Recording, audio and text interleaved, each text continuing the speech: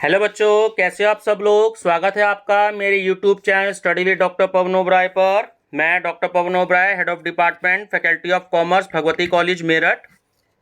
बच्चों, आज इस वीडियो में मैं आपके लिए जो है सीसीएस यूनिवर्सिटी मेरठ का जो BA, BCom, BSc first year में जो एनवायरमेंटल स्टडीज़ का जो आपका क्वालिफाइंग एग्जाम होता है, तो उसका मैं आपको सेट नंबर 3 आज करा रहा हूँ, क्योंकि मैं कल और परसों जो हैं इसके मैं 2 सेट करवा चुका हूं आपके 2019 के। ठीक है, 2019 के मेरे को यूनिवर्सिटी की तरफ से 3 सेट अवेलेबल हुए थे। तो एक सेट मैंने आपको कल करवा दिया था जो कि आया था बीएससी पार्ट 1 में, और एक दूसरा सेट मेरे को अवेलेबल हुआ था जो कि आया था बीए में। अब बीएससी जो आपका जैसे होम साइंस या फिजिकल एजुकेशन या एग्रीकल्चर होता है वो, और जो बीकॉम फर्स्ट ईयर में आया हुआ जो सेट है, तो वो सेट जो है वो मैं आपको इस वीडियो में मैं आपसे डिस्कस करूंगा। ठीक है बच्चों, और एक सेट 2018 का है। इसके बाद तुरंत अगली वीडियो में मैं आपसे वो 2018 वाला सेट भी डिस्कस करूंगा। तो जो मेरे चैनल पर नए हैं बच्चे या व्यूवर्स, तो मैं आपको बताना चाहूंगा कि मेरा channel study with doctor Pavan Oberoi जरूर सब्सक्राइब कर लीजिएगा और लाइक और शेयर भी कर दीजिएगा अपने फ्रेंड सर्कल में, क्योंकि 10 अप्रैल से आपके एग्जाम्स स्टार्ट हो रहे हैं। क्योंकि पहला पेपर जो है आपका स्पोर्ट्स एंड फिजिकल एजुकेशन का है। मेरा ही ऐसा चैनल है जो प्रॉपर तरीके से आपको सीसीएस यूनिवर्सिटी मेरठ के सारे क्वेश्चन पेपर जो है आपको मेरे चैनल पर मिलेंगे, जो कि मैं ही सॉल्व करवा रहा हूँ, हिंदी मीडियम और इंग्लिश मीडियम दोनों में। ठीक है, और जो है इसमें इंग्लिश में अभी थोड़े से क्वेश्चंस कम हैं, क्योंकि हिंदी में मैं मैक्सिमम करवा चुका हूँ, और जो है अब मैं इंग्लिश में सारे अपलोड करूँगा जो भी मैंने नहीं करवाए हैं। तो अब कल से मैं आपको 3-4 वीडियो जो है वो इंग्लिश में सॉल्व करवाऊँगा। तो आप जो है मेरी प्लेलिस्ट बच्चों जरूर विजिट करिएगा। मेरी प्लेलिस्ट चारों सब्जेक्ट की अलग अलग है। भारतीय संस्कृति की अलग है, एनवायरमेंटल स्टडीज़ की अलग है, स्पोर्ट्स एंड फिजिकल एजुकेशन की अलग है, और जनरल अवेयरनेस की अलग है। ठीक है, और भी बहुत कुछ आपको मेरी प्लेलिस्ट में मिलेंगे। ठीक है बच्चों, चलिए डिस्कस करते हैं क्वेश्चन नंबर 1। सीधा क्वेश्चन और आंसर पे फोकस करेंगे, ऑप्शन नहीं पढ़ूंगा मैं। ठीक है, क्योंकि वीडियो उससे बहुत ज्यादा बड़ी हो जाती है। क्वेश्चन 1 है कि निम्न में से कौन सा स्वपोषी है। तो जो शैवाल होता है वो स्वपोषी होता है। सेकंड के निम्न में से कौन सा वायु प्रदूषण के द्वारा होता है। देखिए, आंखों में जलन भी होती है, नाक में जलन भी होती है, और गले में जलन भी होती है। तो सही आंसर है ऑप्शन डी, ये सभी। क्वेश्चन 3 कि ओजोन परत का कार्य पृथ्वी को डैश से बचाना है। तो जो पराबैंगनी विकिरण होता है उससे बचाना होता है। ठीक है, एड्स का पता लगाया जा सकता है, तो वो होता है एलिसा जांच द्वारा। ध्यान रखना है, आपको कोविड का क्वेश्चन भी आ सकता है। अगर आपको क्वेश्चन आता है कि कोविड-19 का आप जो टेस्ट करवाएं तो वो कौन सा टेस्ट होता है, तो वो होता है RT-PCR। ध्यान रखना, RT-PCR। ठीक है, यही सारे टेस्ट जो है वो चल रहे हैं। नेक्स्ट है कि पौधों के बाढ़ग्रस्त मिट्टी में ना पनपने का कारण। तो देखिए ऑप्शन डी करेक्ट है, क्योंकि दोनों उनमें से कोई नहीं है। मिट्टी में ऑक्सीजन का मौजूद ना होना और यांत्रिक सहायता खोना, इन दोनों ही कारण, अगर ये दोनों नहीं अवेलेबल होते तो जो है पौधे जो है वो बाढ़ग्रस्त मिट्टी में पनप नहीं सकते। SWM नियम 2016 के अनुसार घरों का सूखा कूड़ा डैश में रखना चाहिए, तो वो नीला कूड़ादान होना चाहिए। ठीक है, ब्लू कलर का हमारा डस्टबिन होना चाहिए। ऊपरी केंद्र संबंधित है किससे, भूकंप से।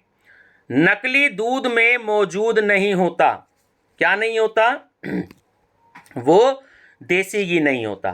ठीक है, निम्न में से कौन सा पेट्रोल के साथ मिलाया जाता है, तो वो मिथनॉल होता है। ठीक है ना, ये क्वेश्चन पहले भी कई बार आया हुआ है, मिथनॉल। चलिए क्वेश्चन नंबर 10 कि विश्व पर्यावरण दिवस कब मनाया जाता है। तो बच्चों ये मनाया जाता है आपका 5 जून को।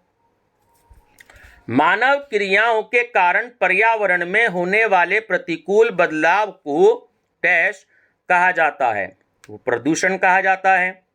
निम्न में से कौन सा SO2 प्रदूषण का सूचक है?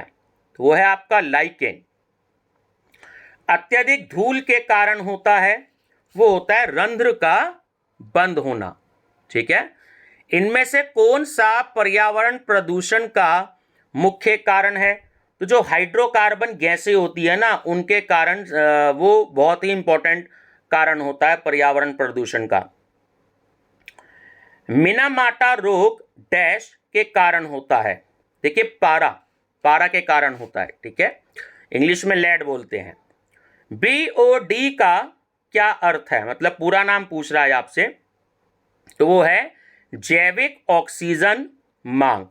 ठीक है, जैविक ऑक्सीजन मांग एक प्राकृतिक प्रक्रिया जिसमें सौर विकिरण का रूपांतरण रासायनिक ऊर्जा में होता है, कहलाती है वो प्रकाश संश्लेषण। ध्वनि को मीटर द्वारा मापते हैं तथा इसकी इकाई है, देखिए डेसिबल। ध्वनि को हम डेसिबल के द्वारा मापते हैं। ठीक है, और 80 डेसिबल तक तो ये ठीक होती है, लेकिन जैसे ही 80 डेसिबल या इससे ज़्यादा होती है तो वो हमारे सुनने के लिए सही नहीं होती, उसे ध्वनि प्रदूषण माना जाता है। एक क्वेश्चन ये भी आया जो मैंने पिछले सेट में करवाया है कि कितने डेसिबल से ज़्यादा अगर ध्वनि प्रदूषण हो तो कान का पर्दा फट सकता है, तो वो होता है 160 डेसिबल। ठीक है, 160 डेसिबल से ज़्यादा, जैसे अक्सर हम पार्टी मैरिज में जाते हैं, एकदम डीजे के सामने खड़े हो जाते हैं और बहुत तेज वॉल्यूम में चल रहा होता है उससे, या ट्रेन जब बहुत स्पीड में जा रही होती है, हम स्टेशन पर होते हैं या फाटक पर होते हैं, तो बड़ी स्पीड में ट्रेन जाती है और उसका इंजन हॉर्न देते हुए जाता है, तो एकदम से वो हमारे कान के पर्दे पे अटैक करता है। ठीक है ना, तो 160 डेसिबल तक होती है तो कान का पर्दा फट सकता है, ध्यान रखिएगा।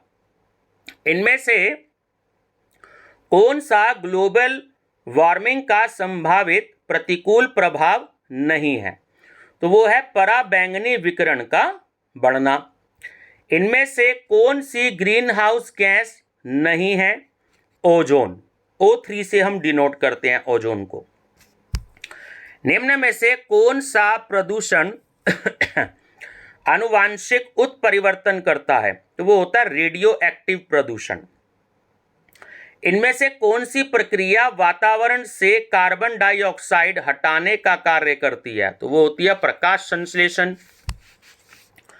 वास एवं इनमें मुख्यतः पाए जाने वाले जानवर का गलत जोड़ा पहचाने। ठीक है, तो देखिए ये जो ऑप्शन है, जो मैं आपको बात बताऊं, ये आपको नजर आ रहा है, तो बी जो है वो इसमें करेक्ट है। ठीक है, जो धाचीगाम राष्ट्रीय उद्यान है वह हिम तेंदुआ, तो ये गलत है। ठीक है, बाकी तीनों ठीक है कि पेरियार में हाथी है, सुंदरबन में बंगाली चीता है और कच्छ का रण में जंगली गधा है। ठीक है ना, ये ठीक है। चलिए, भारत में कितने जैव भौगोलिक क्षेत्र हैं? 10। निम्न में से कौन सा एक सब स्थायी संरक्षण में सम्मिलित नहीं है? वनस्पति बगीचा।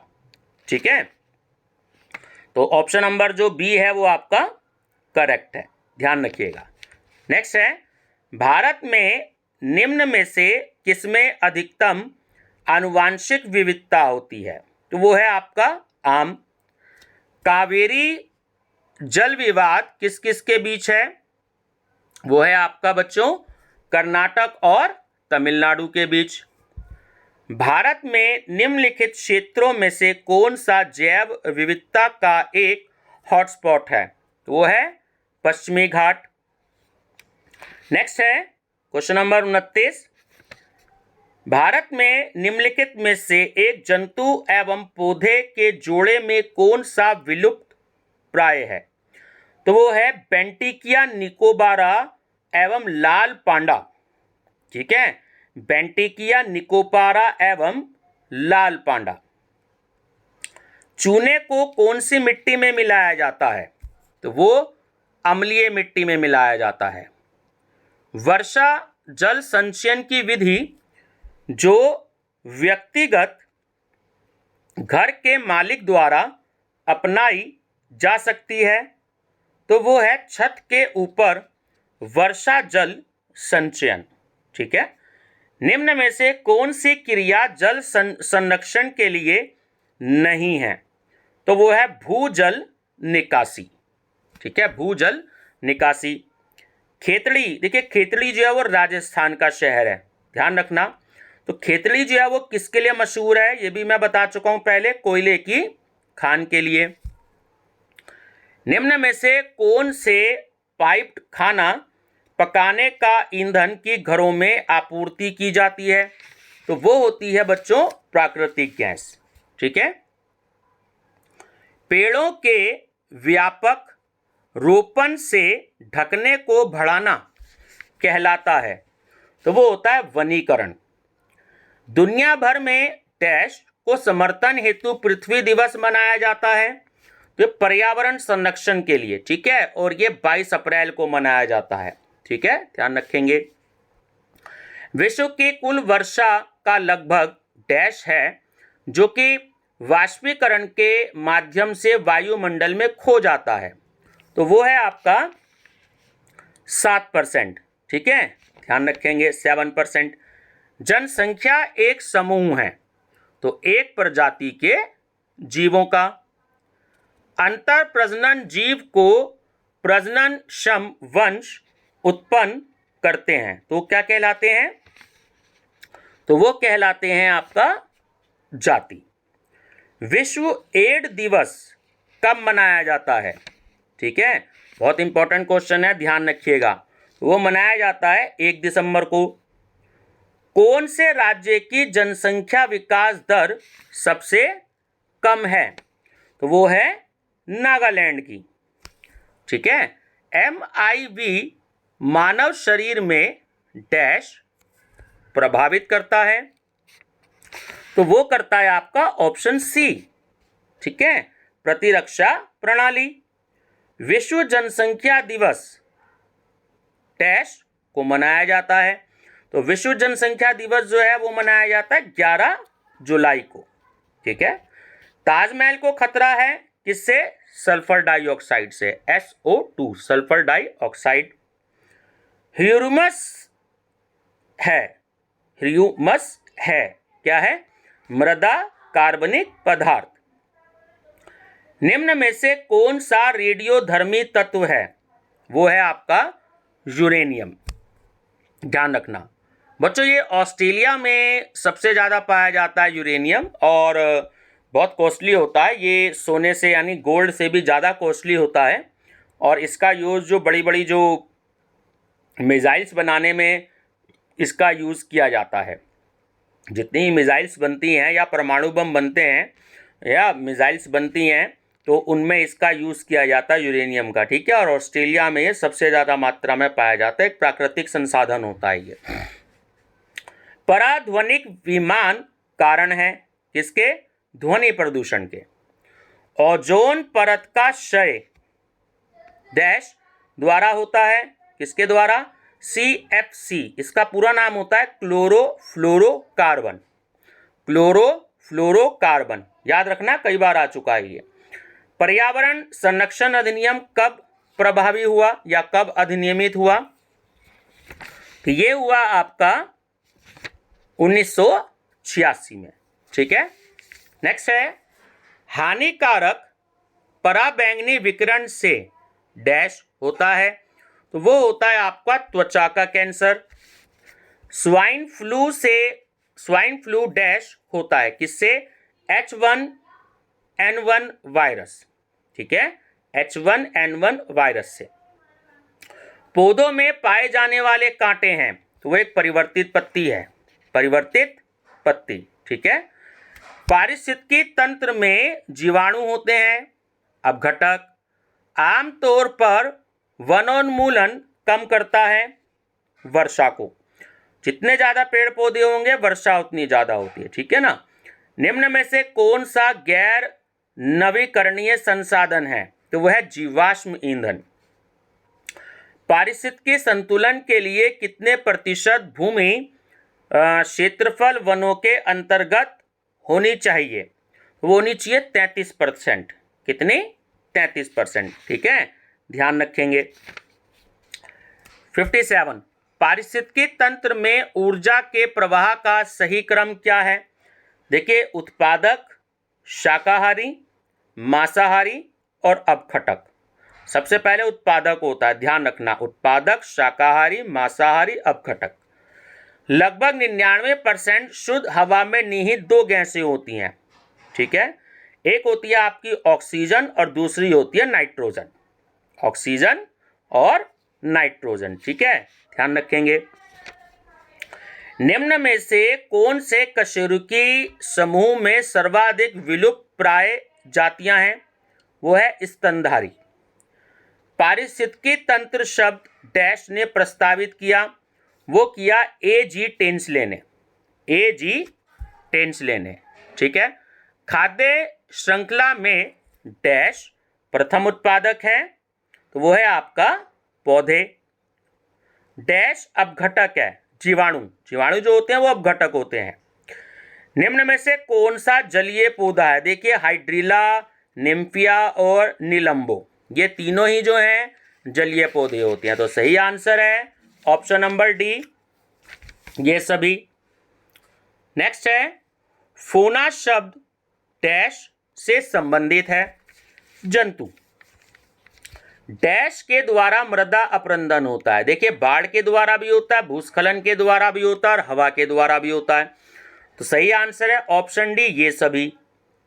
मरुद्भिद पौधे का लक्षण होता है? देखिए, धसा रंध्र भी होता है, मौजूद कांटे भी होता है और लंबी जड़ें भी होता है।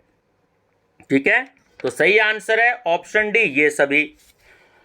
भारत में जलीय स्रोत है, देखिए, सतही जल भी, भूजल भी और आर्द्र भूमि भी।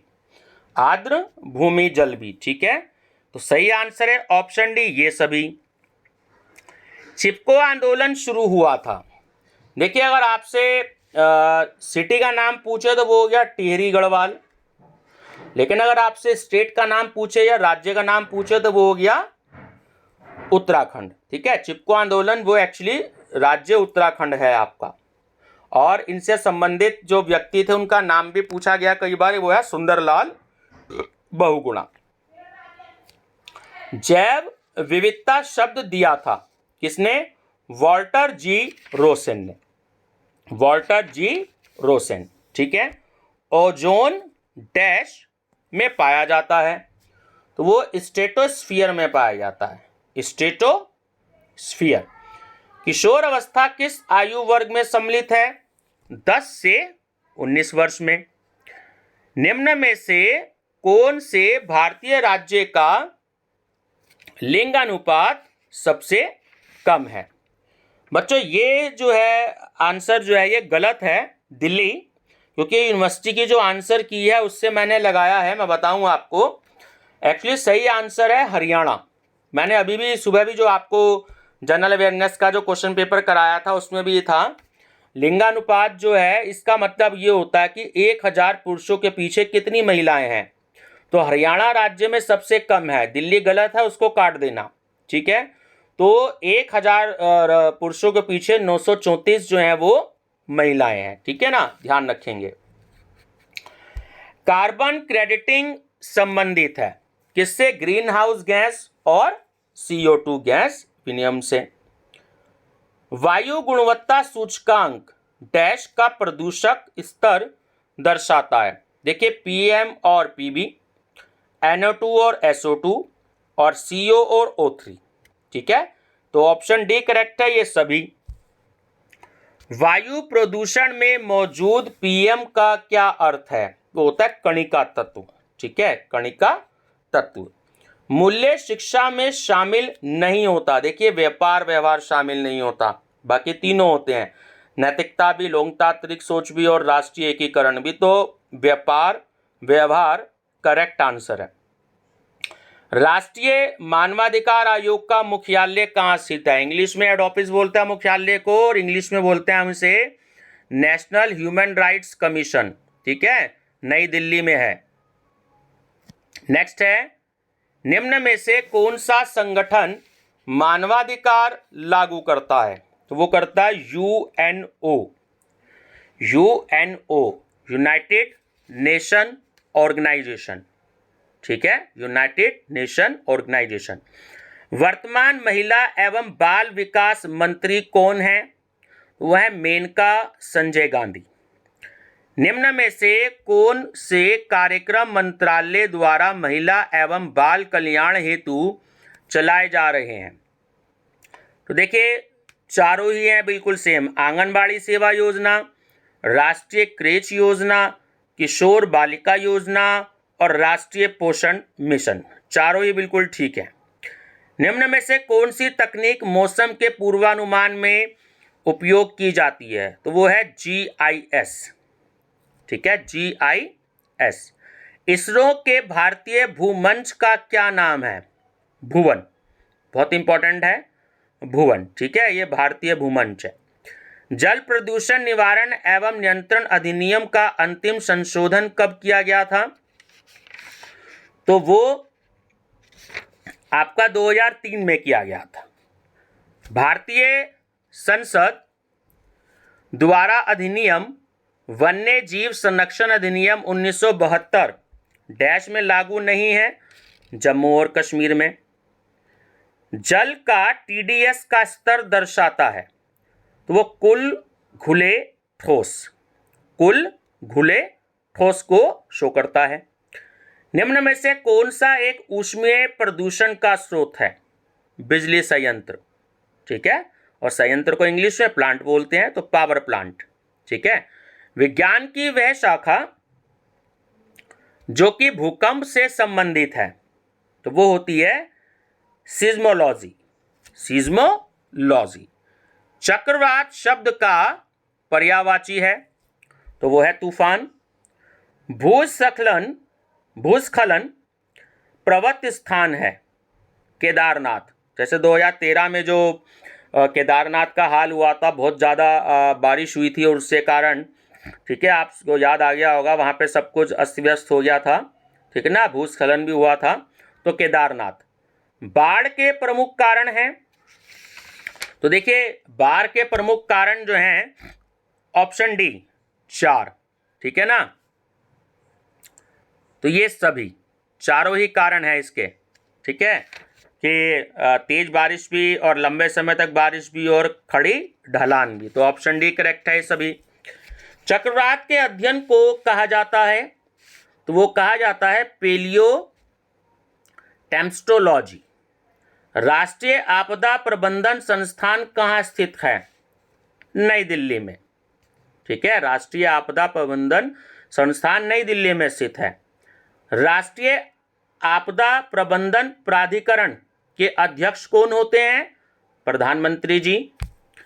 निम्नलिखित में से किस देश में HIV संक्रमित वाले लोगों की उच्चतम सांद्रता है?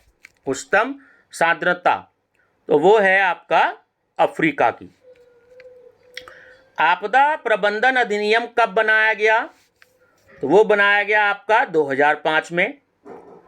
अम्ल वर्षा जल के pH मान का डैश से कम है, तो वो है 5.7। कौन सा पौधा भारतीय वन अधिनियम की सीमा से हटा दिया गया है?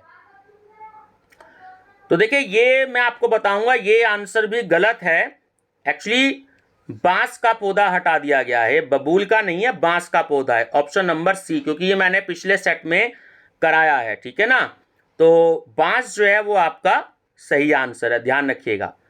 जल का TDS कम की जा सकती है, तो देखिए तीनों ही आंसर सही हैं। आसवन द्वारा भी, विपरीत प्रासरण द्वारा भी और आयन विनिमय द्वारा भी। ठीक है, सेल फोन विकिरण कहलाता है, तो वो होता है रेडियो तरंग विकिरण। रेडियो तरंग विकिरण। और शहरों में मोबाइल टावर प्रभाव डालते हैं, तो वो डालते हैं चिड़ियों की जनसंख्या में कमी। तो जो अक्षय कुमार की अभी 2 साल पहले 3 साल पहले जो फिल्म आई थी 2.0, जिसमें वो एक पक्षी बन जाता है ना और मना करता है सारे के लिए, रजनीकांत उसमें से दोबारा आए थे वो रॉबर्ट बनकर, ठीक है, याद आ गई होगी 2.0, तो वो इसी टॉपिक के ऊपर थी, ठीक है ना। उसमें बहुत सारे जो पक्षी हैं वो मर जाते हैं टॉवर लगाने के कारण, ठीक है बच्चों। तो ये था आपका, ये देखिए नीचे आंसर शीट है जो मैं आपको दे रहा हूं, ये यूनिवर्सिटी की आंसर की है, ठीक है ना, जो मेरे को अवेलेबल हुई है वो मैंने आपको भी दे दी है, ठीक है बच्चों। तो वीडियो पसंद आई हो तो लाइक शेयर सब्सक्राइब जरूर करिएगा। अब आपके 2019 के तीनों सेट हो चुके हैं और इसमें मैं आपको बहुत सारे क्वेश्चंस प्रोवाइड करा चुका हूं, ठीक है बच्चों। तो आप मेरी प्लेलिस्ट विजिट करिएगा, मेरी प्लेलिस्ट में आपको बहुत सारे क्वेश्चंस मिलेंगे और अदर अपने फ्रेंड सर्कल में और स्टूडेंट्स को भी बता दीजिएगा, क्योंकि समय जो है वो बहुत कम रह गया है। 10 दिन बाद आपका स्पोर्ट्स एंड फिजिकल एजुकेशन का पहला पेपर है आपका, तो आप लोग जो है अपनी तैयारी बहुत अच्छे से कर लीजिएगा। मेरी बेस्ट विशेज़ आपके साथ हमेशा है और हमेशा रहेंगे, और बेस्ट ऑफ लक एडवांस में, ठीक है। बहुत अच्छे से एग्जाम दीजिएगा और अपना पेपर बहुत अच्छे से कीजिएगा, कंसंट्रेट करके दीजिएगा, लेकिन थोड़ी सी उसके लिए स्टडी भी जरूरी है, ठीक है बच्चों। तो मेरा चैनल है study with doctor Pavan Oberoi. Thank you.